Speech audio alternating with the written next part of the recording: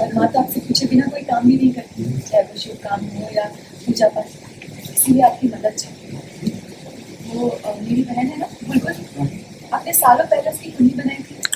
मुझे क्या है ना कि कुछ दिनों से मुझे बहुत कष्ट आ रहे हैं, इसीलिए की कुंडली अगर आप नहीं बना रहे हैं तो वीर की कुंडली के साथ उसे मिला दें। और मैं बुलबुल बिटिया की कुंडली बना देता हूँ, उसकी जन्म से संबंधित सभी जानकारी मेरे पास में है। जन्म तिथि 7 नवंबर 2007। देखिए, मेरे जितने भी पुराने यजमान हैं, सबके परिवार के प्रत्येक व्यक्ति का जन्म समय, जन्म स्थान, जन्म तिथि और मृत्यु तिथि सब मुझे कंठस्थ है। नहीं पंडित जी, बट 7 साल होते आपकी याददाश्त थोड़ी हो रही है, आपको बुलबुल की डेट ऑफ बर्थ याद नहीं है? ऐसे कैसे सोचता छोरी? बुलबुल की जन्म तिथि मुझे पूर्ण कंठस्थ है, उसका जन्म समय और जन्म तिथि बिल्कुल वही है जो मैं कह रहा हूँ, 2007 है। अच्छा, तो बताइए कि मेरी जन्म तिथि क्या है? आपने मेरी भी तो कुंडली बनाई थी। हाँ, अरे भाई गर्मियों के दिन थे। 13 जून 2001 पंडित जी, आप एक साल पीछे क्यों चल रहे हैं? आंटी जी, वो पंडित जी भूल रहे हैं थोड़ा। बुलबुल की डेट ऑफ बर्थ 7 नवंबर 2005 ही है। पंडित जी, आप बस कुंडली बनाइए और कोई जानकारी चाहिए तो आप हमसे पूछ लीजिए, बस कोई गलती मत करिएगा। आप देख रहे हैं tele reporter, keep watching tele reporter. कोई प्लान नहीं बन रहा है और पंडित जी के एक्चुअली हम गए उनके पास क्योंकि महाशिवरात्रि पे काफ़ी कुछ हो गया, जो जल रही थी दृष्टि, वहाँ पर वीर को थोड़ी ऐसे चोट वोट जैसे बचाने में लग जाती है। और सुबह भी विशेष के साथ एक्सीडेंट हो गया, क्या कहते हैं हमारे जो मीडिया हाउस है वहाँ पर।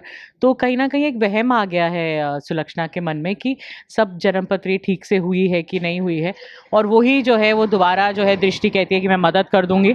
और इसलिए हम पंडित जी के पास जाते हैं कि दोबारा से अगर ये जो अपनी आ गया है, ऐसा लग रहा है कि धुंध सी हो गई है, पर ये धुंध नहीं है।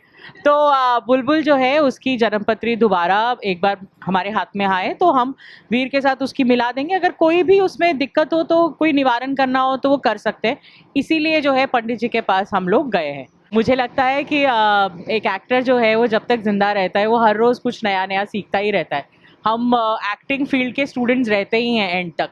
बहुत सारे सीनियर्स के साथ मुझे भी काम करने का मौका मिला है जब मैं यंग थी और मतलब एक्सपीरियंस नहीं था इतना, तो उनसे भी बहुत कुछ सीखते थे। वो किस तरीके से मतलब एक सीन को परसीव करते हैं, उनका प्रोजेक्शन कैसा रहता है, उनका प्रोनाउंसिएशन कैसा रहता है, हिंदी भाषा पर कितनी पकड़ रहती है। ये सीखते सीखते ही हम आगे बढ़े। और अब भी कई बार अच्छा नहीं लगता है, लेकिन जिनसे बहुत करीब होते हैं उनको टोक ही देते हैं कि बेटा सो सॉरी बट इसको ऐसा कर दो। ऑल्दो वो लोग बहुत स्पोर्टिंगली लेते हैं, लेकिन आपको पता नहीं होता है कि कौन इतना स्पोर्टिंगली लेगा या कौन नहीं। लेकिन जिनके करीब होते हैं उनको तो सिखाते हैं, क्योंकि मुझे ऐसा लगता है कि अंतिम सांस तक एक एक्टर या क्रिएटिव फील्ड का जो भी है वो सीखता रहता है। अगर आपको लगता है कि आपको सब आ गया तो एक एक्टर की उसी दिन मौत हो जाती है एज एन एक्टर, क्योंकि आप हमेशा सीखते रहते हैं कुछ नया कुछ अलग। और हर एक इंसान का अलग अलग एक परसीविंग फैक्टर होता है, तो आप कई बार अपने छोटों से भी सीखते हैं और कई बार अपने बड़ों से सीखते हैं, और इसी तरीके से उनको भी कई बार हम कुछ बता देते हैं और कई बार वो भी हमें बताते हैं सीन में। So it's a give and take, an actor I think is always a give and take profession.